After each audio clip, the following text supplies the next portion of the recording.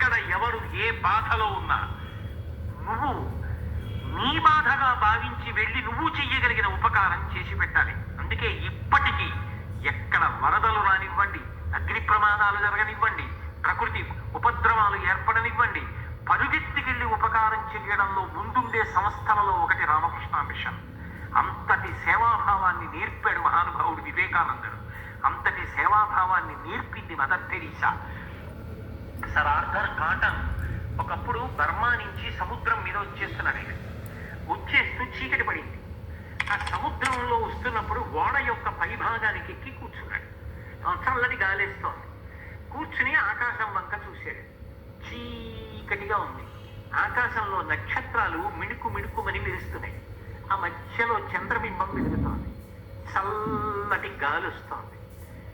ఆయన సముద్రం మీద కూర్చుని ఓడలో వెళ్ళిపోతూ చూసి అనుకున్నాడు.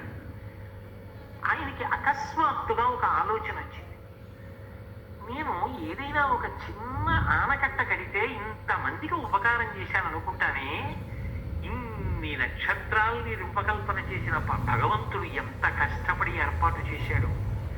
ఇంత పెద్ద భూమిని ఏర్పాటు చేశాడే, ఇన్ని నదులిచ్చాడే, ఇన్ని సముద్రాలు ఇచ్చాడే, ఇన్నిటిని నిర్మించాడే, ఈ శరీరాన్ని ఏర్పాటు చేశాడు, ఈ బుద్ధిని ఇచ్చాడు. ఇన్ని ఇచ్చిన వాణ్ణి సంతోషపెట్టాలిగా.